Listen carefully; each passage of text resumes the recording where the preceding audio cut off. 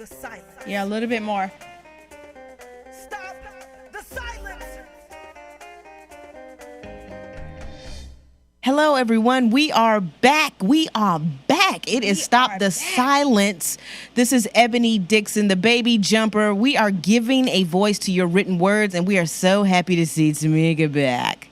You missed me? I did miss you. Honey, I miss you all the time. Oh. When I'm not here. She doesn't call me, though. Oh, wow. I don't call you? No. Hey, everybody. Right. Tamika. Your co-host, the Ink Pen Diva, and we have an amazing guest. We do. We do. Mr. Kevin Rasberry. I'm amazing now. That You're works. amazing. You're amazing. Oh, yes, absolutely. You're amazing. Thank you. We're I appreciate honored. it. I'm going to take it. Yeah, you can take I'm gonna that. take You deserve it. You Yes, got ma'am. it. I mean, after he threatened me at the Black Expo. Did he? He did, honey. Oh, my gosh. Wow. No. I got threatened. I mean, really? It was a threatening love type situation, I guess. I've never heard of that. You see what I'm saying? I had to make it sound a little better. Yeah, she had to be over dramatic. Absolutely. Would I be me if I was not more dramatic? Yeah. Not really. Kevin, tell the people a little bit about yourself. Kevin Rasberry. I am a what I call a career mess up as a man. And so I'm a very transparent guy. That's good. I'm a disabled veteran. I was that kid that struggled all his life in school, and somehow I ended up with an MBA in a doctorate program. So Love it. how that happens is God. Yeah. But of course, I'm married up. Jermaine, most people know her as Jermaine Middleton. They know her now as Miss Rasberry. And so I've been in business 20 years. I've been developing businesses for about 15 years. I wrote a couple books. The first one, Decisions and Consequences, The Realities of Being a Man, was the hit, I guess. It was the bestseller.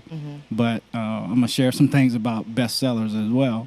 But and so went on to write a second book, Evolution of the Good Man. And got with a friend of mine, Tangi, Beatty, and we and Donna. We ended up writing Confessions of a Good Man to play. And so that thing is still running. We're going on 5 years. I want to talk about that later, but that play is really, really, really good. Yeah. So, but for me, I'm a dad, I'm a granddad, and I'm a public servant. So, Wow. yeah. That's what's up. Awesome. So the realities of being a man. What brought that book on? My mom actually was going through what's called ghost cancer, and I was her caretaker at the time. What is ghost cancer? Yeah. It is not defined by your prostate or whichever. It goes from it jumps to different parts of your body. Wow. And so you could, and hers developed, it looked like a abscess. I thought she had a bite or something, and then it just kept growing. And so after they took that out, you got to remember, my mom was 68 when that happened. She had never had a cold her entire life. Wow. Wow. Yeah. So, but as I was sitting there and talking to her and that type of thing, I went in on writing the book, because at that time I just met Jermaine. We just started dating because I was dating her, and she had just lost her mom to cancer. Oh, wow. And she was her mom's caretaker. So just putting all of that together, looking at myself, and one day she asked me, did you ever consider being better as a man? Now, because we were friends before. And I'm like, Wow. nobody's ever said anything like that to me. And so I really started jotting down my ideas, looking at how I could be better. And my good friend, Kevin Felder, Big Red, he wrote this song, Different Now. And I really started reflecting on me and my life when he wrote that. And I penned that book in a week, over 300 and something pages. And so, but it started flowing when I looked at all my errors and I tell people this and they laugh. I was married at way back when. I was married and had 7 girlfriends. And so it's when I look at that now, it's like, who was that? You know what I'm saying? And so just letting guys know about taking care of their kids, being the man, as far as work, as far as taking care of his family, being transparent and honest, that type of thing. So that's what Decisions and Consequences was basically all about. All right. So I find it funny that women are the children of the Most thank High. you guys for checking in with us on Facebook Live. I Yeah. see Dion. I see, hey, Tangi. Hey, everybody. Thank you guys so much for watching. You go by K Raz, huh? K Raz. They call me K Raz and K Wild. Raz? Oh, okay. So we're going to have to say Hey. we're back with K Raz. Yeah. We can definitely put that in there. Wow. We are back with K Raz. Love it. From relapses, but this Winehouse mentality- Wow. She asked you, have you ever thought about being a better man? Mm-hmm. That's deep. Did that like hurt you when she asked you that, or how did that When affect you? Terrible people rarely sit back and think about themselves. So when she said it to me at the time, I took it as, whatever. You know what I'm saying? And so it was one of them situations where it ain't like me and you getting down like that, Right. So it really, I'm thinking it didn't matter. But then I thought about it. I was like, this is the first chick that ever really cared about who I need to be. Right. You know what I'm saying? So she really started introducing me more to God, because I was going the right direction, but Right. right direction is a big church, and so even though I was close to Pastor Bailey, I really wasn't as close as I needed to be. Right. You know what I mean? And so, but she sat down, man, and she, this first chick that sat down and said, let's study the word. Like, what No, word? that's What right. you talking about? what you talking about, girl? The word. What is the what word? magazine is that? So, but yeah, that my baby, man. She really helped me tap back into how I was raised. We can get out here and I travel this world, and the world can make you really lose yourself. Oh yeah. And so You can get lost in it. Yeah, forgot all about chivalry and being good to people, forgetting about karma, that type of thing. My grandma was Cherokee, well, black Cherokee Indian, and so she always talked to me and my cousin, man. This can come back on you. I'm like, what is she talking about? And, you'll walk around, you bump the chair or something. She'd be like, I told you that karma. Sometimes it's quick. That's right. That karma can be instant. So, but yeah, I mean, it's man, Jermaine. Shout out Jermaine. I know. I love you, honey. I really just wanna- she's amazing. Want to have lunch with you? Or She's something. really listen, let me tell you, she's really amazing. I love it. Yeah. Absolutely amazing. Jermaine make you So, put yeah. your soul on the table when you talking. But to look, even like when I see you all interact on Facebook, or just you posting pictures about your wife and how much you love her and just all the Man. beautiful things, I'm like, that is beautiful. Like, I would just love to like sit around y'all and Oh. just talk with y'all and interview Man, you all. My sister-in-law think that we are a reality show. She sit and laugh at us all the time. But Jermaine saved my life, and I don't know where you get currency from to pay somebody back know, for that. that's right. So yeah, I just I roll with her every day. Let her be the boss. Yeah, every day. And that was Dangerously in Love by Jackie Hill. And we are back with K Raz. Hey, Raz is Dion, you in see the what you started? building. You see what you started? So how did you, outside of thinking outside of your life and kind of taking that sort of personal reflective journey that I believe we all need to do, how did you come to the title of Decisions and Consequences? Like, why that title for this particular book? My father told me that once. I grew up in a tough area of Orangeburg. They call it the Hill, New Brooklyn area for some of my folks out there that need to get specific. But, like he said, I can teach you all of the right things. You can make the wrong decision, right? And then he broke it down. He said, all decisions have consequences. Yeah. I'm like, Pop, what you talking about? Right.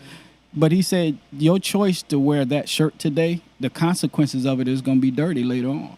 You can't wear that tomorrow. And so he said, you look at things small. And then when you start looking at, should I hang with him? That gun in his waist, Right. something's probably going to go down. Right. Them drugs in his pocket, yeah, that's, because it's illegal, they catch you, they might want to put you in jail. Right. That type of thing. And so that's how I got real close to my best friend. We've been best friends now 42 years.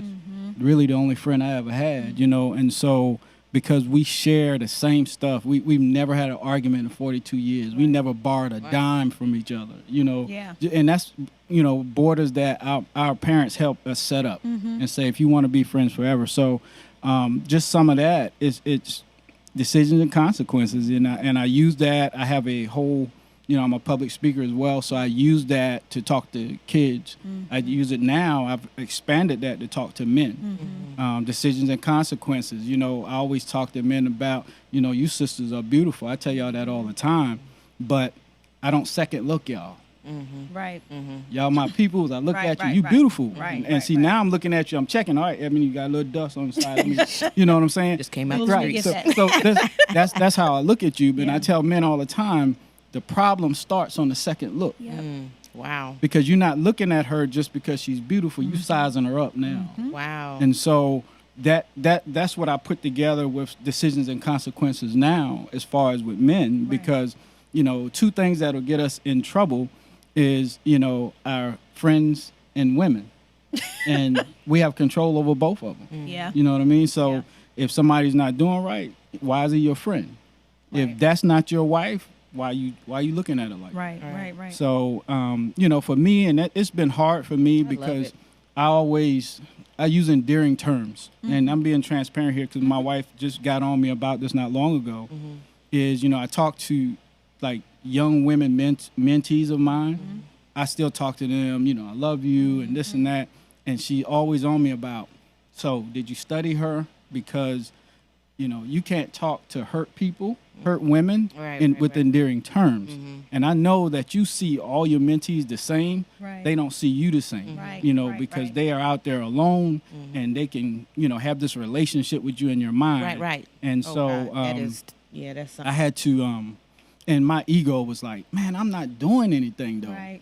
But that's not the That's right, problem. right, right. You know what I'm saying? Right. Because you create this vacuum effect for her, Mm-hmm. and you don't see what it's doing. And she's, you know, she'll text you or call you all these different times, and so she thinks she now has the same relationship with you as your spouse. Right. And so just learning stuff like that, and being transparent and allowing my wife to be that helpmeet. I was just Right. listening to Andre, you know, the other day, and we talk about submission. That's a two-way street for us. Yeah. You know, I just shut up sometime and just listen. You know, it's no question that I'm the head of our household, but the craziest thing is when I see us, and this is what we were taught, we're not partners. We're a part of each other. So if I'm the head of the household, so is she. You see what I'm saying? And so it's the biblical way of marriage. It is give and take. Sometimes, yeah, even though I'm gonna take you know the brunt of whatever happens here, you know, she's a part of those decisions. So you know, it's I value her like that. Like she's the head of the house. So Yeah. that's what I do. So, what was it like the moment that either you approached Tangi or she approached you to take your book and extend it beyond just a manuscript to really see it on stage? And that was the book, The Evolution of a Good Evolution of a Good Man. Well, the crazy thing is I reached out to Tangi on Facebook because I never met her. Okay. And they did the I love play Facebook. If You Only Knew. If You Only Knew 2, I think it was the one that's on the DVD now. Okay, yeah. My wife and I went to a play. It was at a high school gym, auditorium. And I was like, you know what? Let me ask her about this. And so we met at the public library downtown. And so we sitting there talking. She said, well, you know, shoot me the manuscript because I just had the manuscript. And in Tangi fashion, well, you need to change this, you need to change this, you need to change this.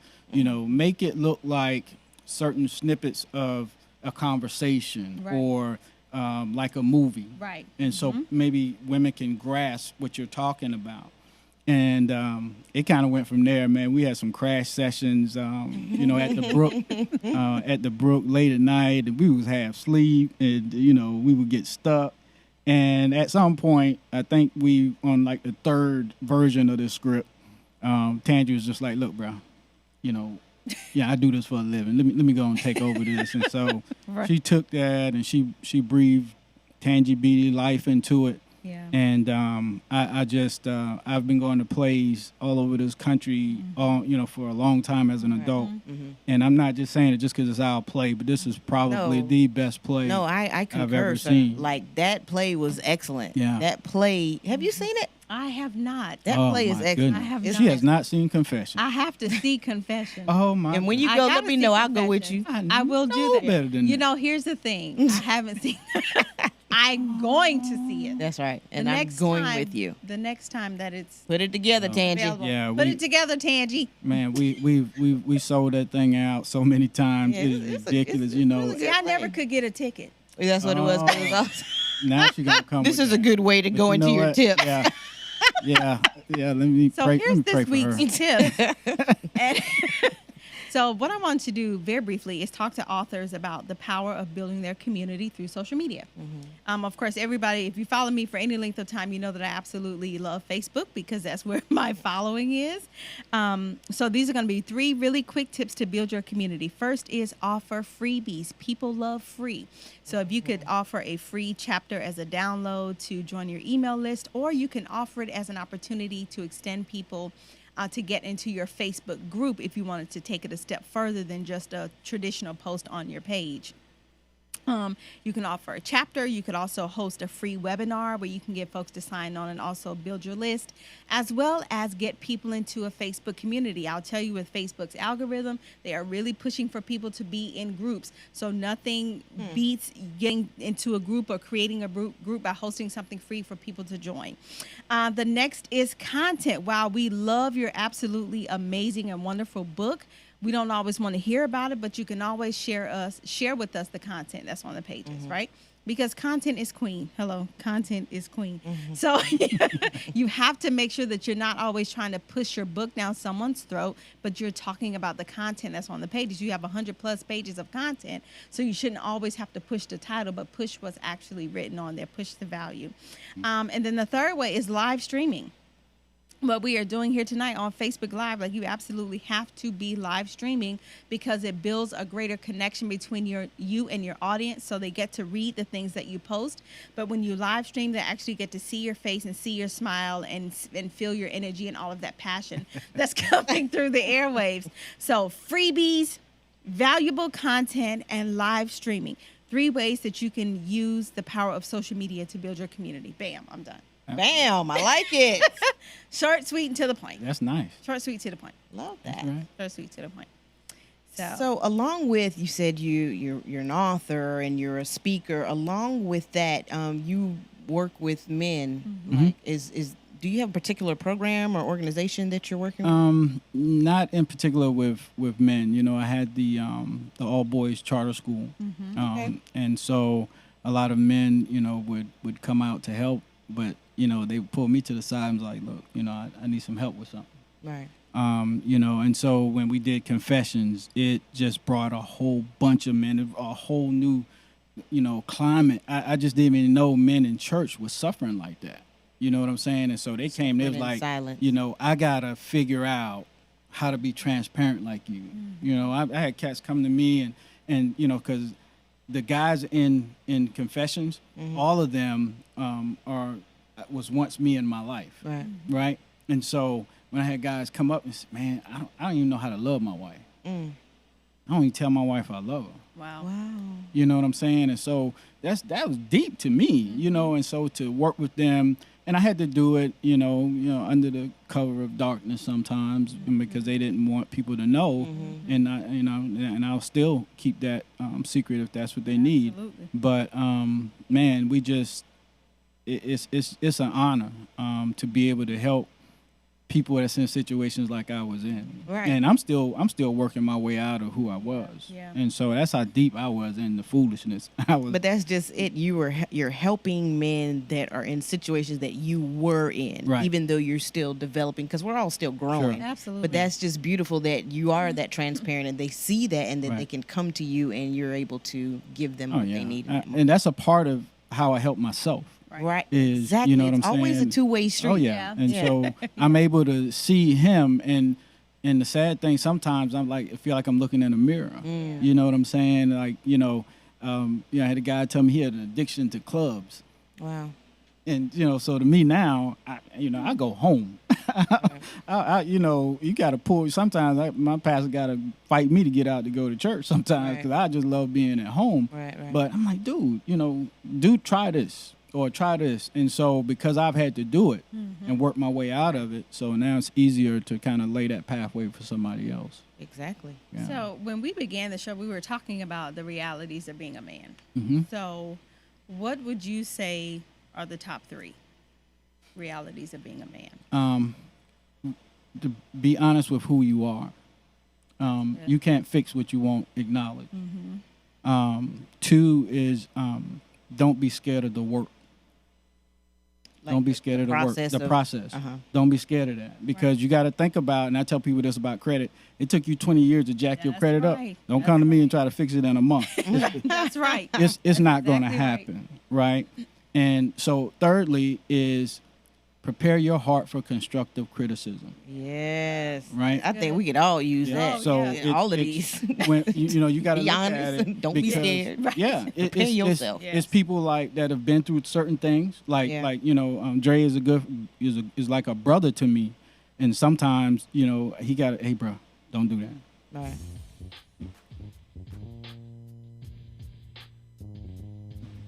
Wow.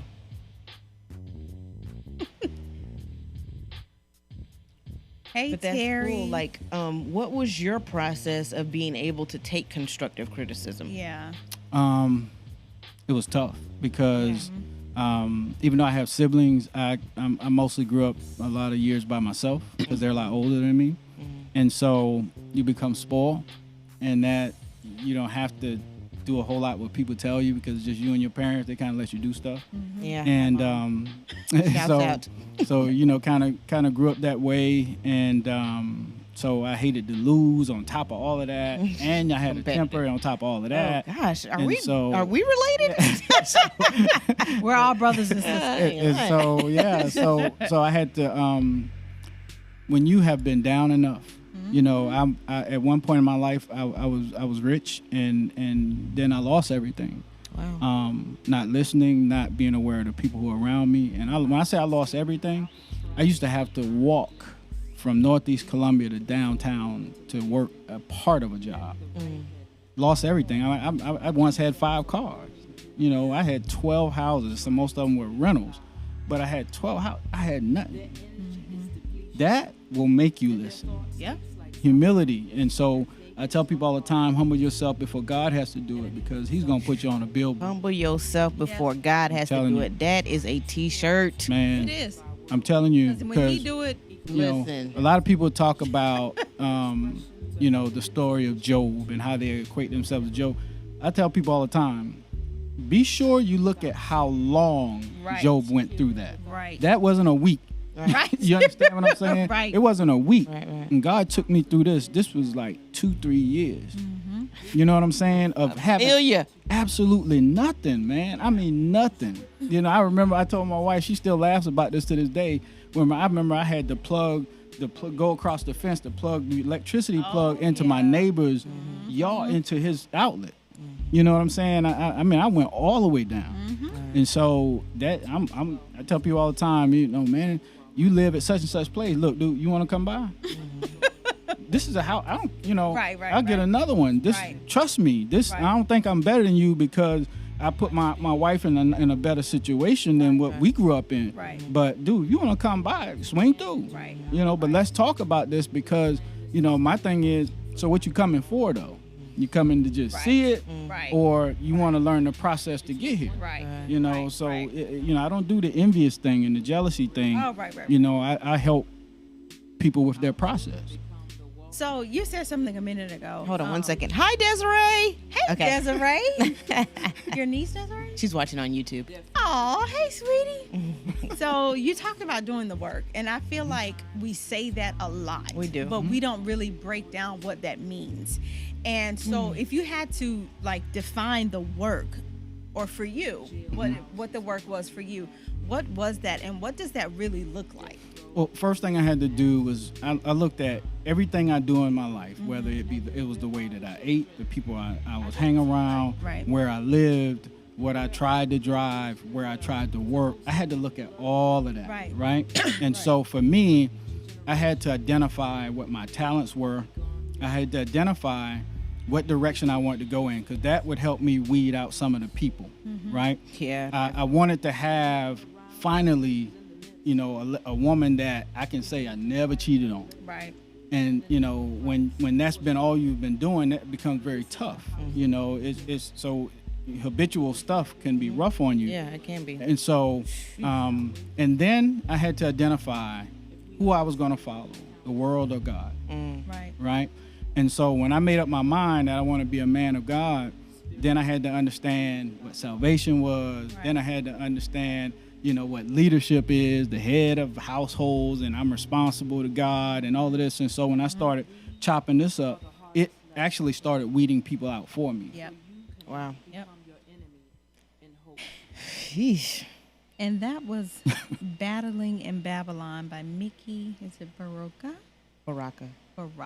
Yes. Battling in Babylon by Mickey Baraka. We're here on Stop the Silencing, talking with Stop the Silencing, talking with K. Raz, K-Raz. Kevin Rasberry. How can people get in touch with you, and how can they get your copies of your books? For me, I made it simple. KARasberry.com. Bam. You can get the both of my books there. You can ask me to do motivational speaking, consultations for business. All of that's there. Facebook is Kevin Rasberry. Twitter is BIGRASII. And BIGRASII. And it actually is. Okay. My sister called me Big Raz after my dad, so it's Big Raz the second. Big Raz. Okay, we got you. Listen, you were saying something about, and we only have a few minutes, but if you could try to tell us about your publishing situation that happened. Well, Decisions and Consequences, right? I submitted the manuscript to a bunch of, just like everybody else do. They sent them to all of these houses, and so the folks called me back, and it was like, look, we want to do this. And I was like, okay, so how much is it going to cost? Nope, no upfront money. We like the manuscript, da-da-da-da-da. So we're going to look it over. We're going to make edits. We're going to send it back to you, right? So at that time, I did the cover.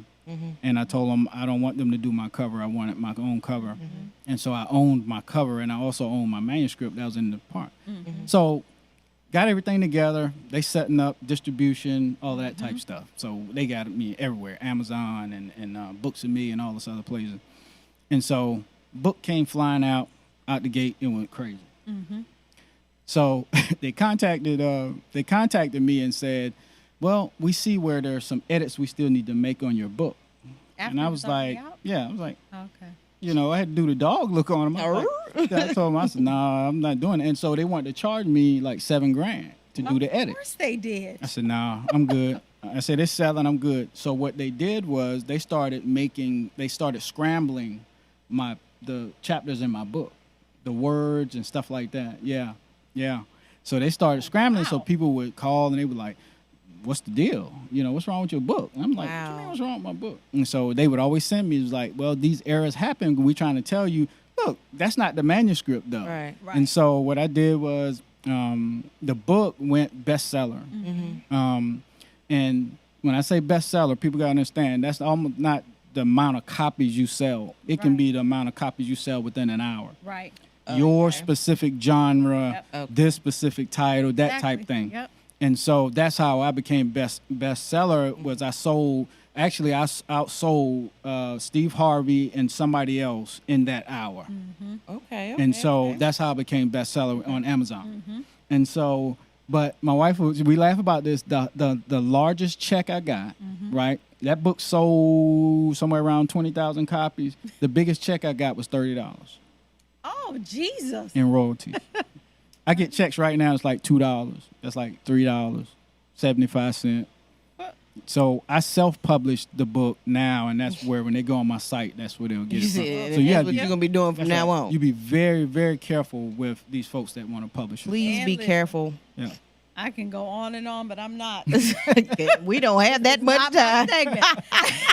That is a mess. That is so true. Kevin Rasberry, thank you so much for joining so us on much. tonight. I enjoyed it. Thank you everyone for tuning in Thank you, on guys. not iTunes, but you can download the Yes, the podcast podcast. on iTunes, Facebook Live, YouTube, Periscope. Thank you so much, and remember guys. to stop the silence. Wow. What you mean? Wow. 75 cents? I would have 75. threw that back to them. Oh. Like I would I got threw check, it back. I got checks at the house. I like Jermaine. I'll just give her the envelope, and she'll say, "Let's guess." Oh, She'd wow. say $2, and it'd be less than $2. I'm telling you, I still get checks from them folks, man. And I told them. I mean, they might as well keep that. I That's said, I'm not out. even worth the postage. I went and got a separate. It'll add up. I mean, eventually, maybe in a couple of years, Gas in a money, CD yeah. or something. Yeah. So I went and got a different ISBN, and I just redid it, did it myself but I'm cautious when I tell people that. You can't do that if you don't own your manuscript. Right. You can't do that if you don't own your cover. Right. You have to do a totally different book. If they own your manuscript, Right, or that's if they exactly own right. your cover, you Yep. recreate that, and you're gonna have a cease and desist that come first. Right. And then the next book that you sell, they're gonna sue you. Promise you. I know too many folks has happened to when the same situation I had. These guys just happened to know that there was a competing company that wanted my book. And so that's why they were like, well, you can keep your manuscript, you can keep your, we'll do all of this, we'll do distribution and that type of thing. And so you got to be very, very careful and not give them ownership. That's why you got to read your contracts and that type of thing. That's right. They'll take your stuff. I'm telling you. And so just like you notice how sometimes people will sue Tyler Perry or somebody and say, well, that's my story. Right. Coming to America. Didn't that happen to come to America? That company owns that story. You gave up the rights in that contract. You just wasn't reading it. Yep. That manual, that Read your manuscript, contracts thoroughly. that manuscript belongs to them. And so, you got to be extreme. Like the book, I'm writing a book about the charter school that I had. I'm actually writing that more of a fictional type. I'm trying to help some folks, not go to jail. But Bless the Lord. yeah. So, but this, people really need to know, all of the racism that I went through, all of the, the death threats I went through, people Wow. running me off the road, Oh my goodness. spending as much money as I did. Man, not even the racism, from the other side. I'm talking about within us. Yeah. Man, it took a lot. People ask me all the time now, you want to do another school? You want to do this? Nah, my wife answers that. Is what I seen this dude go through? No. And it's we really, really, really help a lot of kids. And I see some of them now, and it's all I can do not to just bust out crying. Because it's we got some kids now are incarcerated. Over 70% of the boys really kind of went back to where they used to be with getting expelled from school and suspensions and bad grades. But they see me and it's like, hey, Mr. Raz, what's going on? But dude, you just messing this thing up not long ago. You know what I mean? So this one is going to be a big deal. So I got a couple people fighting over this book. I'm gonna still self-publish it, but some folks that want to do it as a movie, and so Is that something you're interested in? for me, as long as I don't have to run behind it, Yeah. that's cool with me. I'm open, just that's yeah, right. So I'm gonna shoot it out there. I have so many questions, but we have another show coming in. Yeah. Bye. I have so many questions. Maybe we can do a part 2 to this conversation, but thank y'all for tuning Thank in. you guys. We'll see you next week. Yeah. Bye. Man. Yeah, I remember that. I remember those stories. Oh I yeah. had no idea. Well, I didn't know. Shh, this ain't nothing to play with. Wow. Right? It ain't for the faint of heart. Let me tell you. Nope. Golly. I mean, what was the problem, though? People. I mean, but people why are the was they problem. mad that you're trying to better people and better the children and help out the community? What? Hello? I Honey, mean, come on. You already know. I had but that's so. You I'll already tell know. you, I'll never forget this. Crazy. I was at the State House, and our school was a part of the public charter school district. And so we went in, and I had to speak up for the district because they wanted to get more money. Yeah, we're still live. And so